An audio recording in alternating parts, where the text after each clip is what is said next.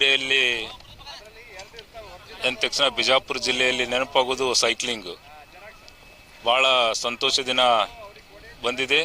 Cycling ಕ್ರೀಡಾಪಟುಗಳಿಗೆ 9 ತಾರೀಕದಂದು ಈ 333 ವೃತ್ತಿಯ ವೆಲೋಡ್ರೋಮನ್ನು ಅಂತಾರಾಷ್ಟ್ರೀಯ ನ್ಯಾಷನಲ್ ಹಾಗೂ ಅಂತಾರಾಷ್ಟ್ರೀಯ ಮಟ್ಟದ ವೆಲೋಡ್ರೋಮನ್ನು ಉದ್ಘಾಟನೆ ಕಾರ್ಯಕ್ರಮಕ್ಕೆ CM ಅವರು ಬರ್ತಾರೆ ಅಂತ ಕೇಳಿ ಭಾಳ ಸಂತೋಷ ಆಯಿತು.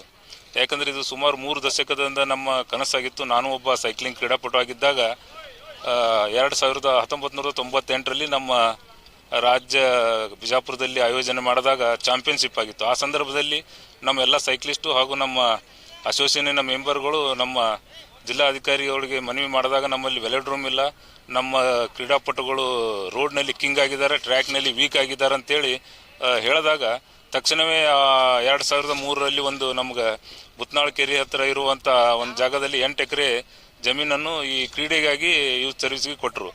ಆ ಸಂದರ್ಭದಲ್ಲಿ ಅದನ್ನು ಮಾಡಿದಾಗ 2009ರಲ್ಲಿ ಗೂಳಿಹಟ್ಟಿ ಶೇಖರ್ ಅವರು ಈ ವೆಲೋಡ್ರೋಮನ್ನು ಭೂಮಿ ಪೂಜೆ ಮಾಡಿದರು. ತದನಂತರ ಒಂದು 5-6-7 ಬಾರಿ ಟೆಂಡರ್ ಕರೆದ್ರು. ಈ ಇದಕ್ಕೆ ಟೆಂಡರ್ಗೆ ಯಾರೂ ಭಾಗವಹಿಸಿಲ್ಲ. ಯಾಕೆ ಭಾಗವಹಿಸಲಿಲ್ಲ ಅಂದರೆ ಅದು ಸ್ಪೆಸಿಫಿಕ್ಕಾಗಿ ಈ ವೆಲೋಡ್ರೋಮನ್ನು ಮಾಡಿದವ್ರು ಮಾತ್ರನೇ ವಹಿಸಬೇಕು. ಇವರು ಕರ್ನಾಟಕದಲ್ಲಿ ಇದ್ದಂಥ ಕಾಂಟ್ರಾಕ್ಟ್ರಿಗೆ ಹಾಕಿದ್ರು. ಹಾಗಾಗಿ ರಾಷ್ಟ್ರ ಮಟ್ಟದ ನ್ಯಾಷನಲ್ ಕಾಂಟ್ರಾಕ್ಟ್ಗಳು ಬರಲಿಲ್ಲ. ನಾವು ನಡಬರ್ಕ್ ಅಸೋಸಿಯೇಷನ್ದವರು ಮುತ್ತುವರ್ಜಿ ವಹಿಸ್ಕೊಂಡು 2015ರಲ್ಲಿ ಒಂದು ನಾವು ಮನವಿ ಮಾಡಿದ್ವಿ. ಜಿಲ್ಲಾ ಉಸ್ತುವಾರಿ ಸಚಿವರಾದಂಥ MB ಪಾಟೀಲ್ ಸರ್ಗೆ ನಾವು ಹೇಳಿದ್ವಿ, ನಮ್ಮ ಬಿಜಾಪುರ ಜಿಲ್ಲೆ ರೋಡ್ನಲ್ಲಿ ಯಾವತ್ತು ನಾವು ಮೆಡಲ್ ಚಾಂಪಿಯನ್ ಆಗ್ತೀವಿ, ಮೆಡಲ್ ಮಾಡ್ಕೊಂಡು ಬರ್ತೀವಿ. ಟ್ರ್ಯಾಕ್ನಲ್ಲಿ ನಮ್ಮ ಕ್ರೀಡಾಪಟುಗಳು ವೀಕ್ ಅದ, ನಮ್ಗೆ ಟ್ರ್ಯಾಕ್ ಬೇಕಂದಾಗ ಅವರು ಮೊದಲು ಏನು ಜಾಗ ಫಿಕ್ಸ್ ಆಗಿತ್ತು ಅದನ್ನು ಕರೆದು ಆಗಿನ ಕ್ರೀಡಾ ಮಂತ್ರಿ ಆದಂಥ ಅಭಯ್ ಚಂದ್ರ ಜೈನ್ ಅವರಿದ್ದರು, ಅವ್ರ ಜೊತೆ ಡಿಸ್ಕಷನ್ ಮಾಡಿ ನಮಗೂ ಬೆಂಗಳೂರಿಗೆ ಒಂದು ಸಲ ಕರೆಸಿ ಈ ಥರ ಇದ್ರದ್ದು ವೆಲೋಡ್ರೋಮ್ದು ಐತಂದಾಗ ಯಾರು ಮಾಡ್ತಾರೆ ಕೇಳಿದಾಗ ಒಂದು ಪ್ರೈವೇಟ್ ಕಂಪ್ನಿ ಕೊಟ್ಟು ಮಾಡಿ ಕೆಲಸವನ್ನು ಸ್ಟಾರ್ಟ್ ಮಾಡಿದರು. ಆ ಸಂದರ್ಭದಲ್ಲಿ ಒಳ್ಳೆಯ ಕಾಮಗಾರಿಕೆ ಚಾಲೂ ಆಯಿತು ಅಂತೇಳಿ ನಾವೆಲ್ಲ ಖುಷಿಯಾಗಿದ್ವಿ. ಸ್ವಲ್ಪ ನಂತರ ಅದು ಬಂದು ಈ ತಾಂತ್ರಿಕ ಸಮಸ್ಯೆದಿಂದಾಗಿ ಅದು ಮತ್ತೆ ವಿಳಂಬ ಆಯಿತು. ಅದಾದ ನಂತರ 2012ರಲ್ಲಿ ಮತ್ತೆ ನಾವು ಉಸ್ತುವಾರಿ ಸಚಿವರಾದಂಥ MB ಪಾಟೀಲ್ರಿಗೆ ಮನವಿ ಮಾಡಿಕೊಂಡು ಈ ಥರ ಆಗಿದೆ ಸರ್ ಅಂತಂದಾಗ ಮತ್ತೆ ಅವರೊಂದು DC ಅಥವಾ ಮಿನಿಸ್ಟರ್ ಮೀಟಿಂಗ್ ಮಾಡಿಕೊಂಡು ಆಗಿನ ಸರ್ಕಾರದ ಇದ್ದಂಥ DC ಅವರಾದಂಥ D. Sunil Kumar sir ಭಾಳ ಮುರ್ತುವರ್ಜಿ ವಹಿಸ್ಕೊಂಡು ಇದನ್ನು ಚೆನ್ನೈ ಮತ್ತು ಹೈದರಾಬಾದಲ್ಲಿದ್ದಂಥ ವೆಲೋಡ್ರೋಮ್ ತಾವಾಗೆ ಖುದ್ದಾಗಿ ನೋಡ್ಕೊಂಡು ಹೋಗಿ ಬಂದು ಇಲ್ಲಿ ಏನು ಮಾಡಬೇಕಂತ ನಮಗೂ ಕೇಳಿದಾಗ ನಾವು ಹೇಳಿದ್ವಿ, ಒಬ್ಬರು ಅಂತಾರಾಷ್ಟ್ರೀಯ ಮಟ್ಟದ ವೆಲೋಡ್ರೋಮನ್ನು ನಿರ್ಮಿಸಿ ಮಾಡಿದಂಥ ಪಿನಾಕಿ ಬೈಸಿಕ್ ಕಲ್ಕತ್ತಾದವ್ರು ಇದ್ದಾರೆ ಸರ್, ಅವ್ರು ಕರೆಸಿ ಇದು ಮಾಡಿದರೆ ವೆಲೋಡ್ರೋಮ್ ಮತ್ತು ಇದು ಆಗ್ಬೋದು ಸರ್ ಅಂದಾಗ ಇಮಿಡಿಯೇಟ್ಲಿ ಆಗಿ ಅವ್ರು ನಮ್ಗೆ ಹೇಳಿ ಕರೆಸಿ ಅವರಿಗೆ ಕೆಲಸವನ್ನು ಒಪ್ಪಿಸಿದ್ರು. ಅವರಿಗೆ 8 ತಿಂಗಳ ಕಾಲಾವಕಾಶ ಕೊಟ್ಟು ಅದನ್ನು ಪೂರ್ತಿ ಮಾಡಲಿಕ್ಕೆ ಅವಕಾಶ ಮಾಡಿಕೊಟ್ರು. ಹಾಗಾಗಿ ಇದು ಒಂದೇನೋ ನಮ್ಮ ಕನಸು ಏನು ನನ್ನ ಕನಸಿತ್ತು ಅದು ಈಗ ಬಂದಿದೆ ಅಂತೇಳಿ ಸ್ವಲ್ಪ ಸಂತೋಷ ಅನ್ನಿಸ್ತಾ ಇದೆ.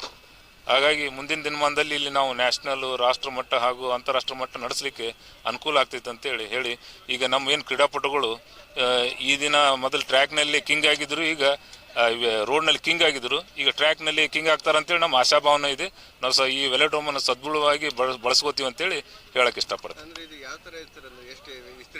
ವಿಸ್ತೀರ್ಣ ಇದು ಸರ್ ಸೈಜ್ ಇದು ವಿಸ್ತೀರ್ಣ ಒಂದು ರೌಂಡ್ ಲ್ಯಾಪ್ ಮಾಡಿದರೆ 300.33 ಮೀಟರ್ ಒಂದು ಲ್ಯಾಪು. ಹಾಗಾಗಿ ಇದು ನಮ್ಮ ಇವೆಂಟ್ ಏನಿರ್ತಾವೆ 1 ಕಿಲೋಮೀಟರ್ದು ಇರ್ತದೆ, ಅದು 3 ಲ್ಯಾಪ್ ಮಾಡಿದರೆ 1 ಕಿಲೋಮೀಟರ್ ಆಗ್ತದೆ. ಅದೇ ಥರನೇ ಒಂದು 10 ಇದರಲ್ಲಿ ಇವೆಂಟ್ಸ್ ಇರ್ತವೆ, IP, ಟೀಮ್ ಪರ್ಸೂಟು, ಆಮೇಲೆ ಇಂಡಿವಿಜುವಲ್ ಪರ್ಸೂಟು, ಮಾಸ್ಟಾಟು, ಟ್ರೈಮ್ ಟ್ರಯಲ್ ಅಂತೇಳಿ ಒಂದು ಸುಮಾರು ಒಂದು 7-8 ಇವೆಂಟ್ ಇದ್ದಾವೆ. ಅದನ್ನು ನಾವು ಆಯೋಜನೆ ಮಾಡಿದಾಗ ತಮ್ಗೆ ಎಲ್ಲರಿಗೆ ಇಂಟ್ರೊಡ್ಯೂಸ್ ಮಾಡ್ತೀವಿ ಅಂತ ಇವೆಂಟ್ಗಳನ್ನು ಅಂತೇಳಿ.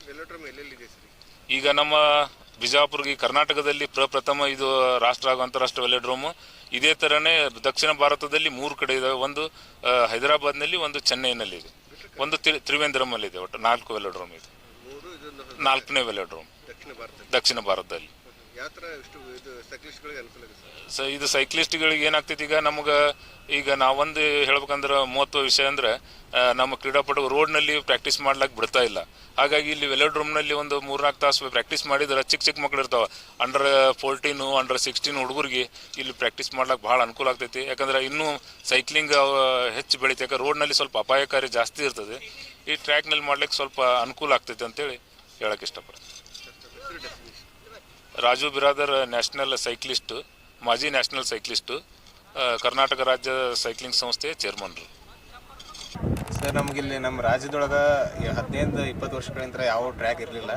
ಈ ನಮ್ಮ ಬಿಜಾಪುರದಾಗ ಆಗೈತೆ ಅಂದ್ರೆ ನಮ್ಗೆ ಭಾಳ ಒಂಥರ ಖುಷಿ ಆಗುತ್ತೆ. ಯಾಕಂದ್ರೆ ನಮಗೆ ಮೊದಲೇ ನಾವು ಎಲ್ಲ ಟ್ರ್ಯಾಕ್ ನ್ಯಾಷನಲ್ಗೆ ಹೋಗ್ಬೇಕಾದ್ರೆ ನಮ್ಮ ಪ್ರಾಕ್ಟೀಸ್ ಮಾಡೋಕೆ ಅಲ್ಲಿ ಏನಾಗಲಿ ಒಟ್ಟು ಯಾವಿಂದ ಟ್ರ್ಯಾಕ್ ವೆಲೋಡ್ರಮ್ ಇರಲಿಲ್ಲ ಸರ್. ಅಂದ್ರೆ ನಾವು ಅಲ್ಲಿ ಕಾಂಪಿಟೇಟ್ ಮಾಡೋಕೆ ನಮ್ಗೆ ಆಗ್ತಿದ್ದಿಲ್ಲ.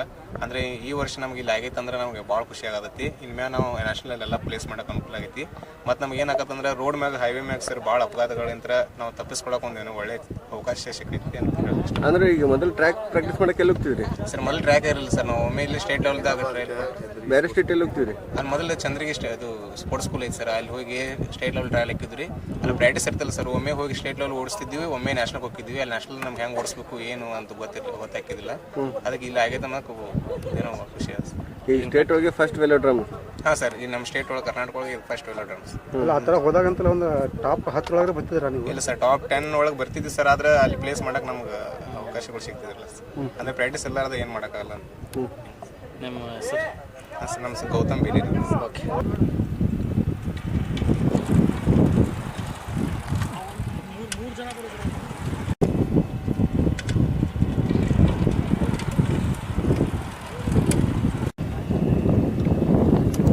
ಸರ್ ವಿಡಿಯೋದಲ್ಲಿ ಬರ್ತಾ ಇದ್ದೀರಾ?